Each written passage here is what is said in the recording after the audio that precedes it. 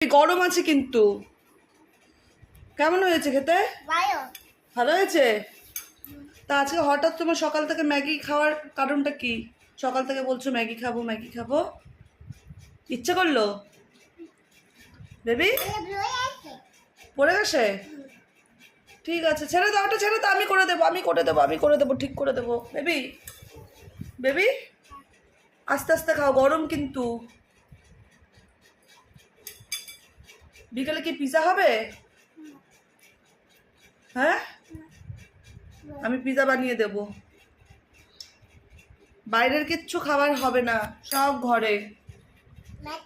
Maggi, এটা কি? আটা ম্যাগি। ভালো। বেবি বেবি খেতেই ব্যস্ত।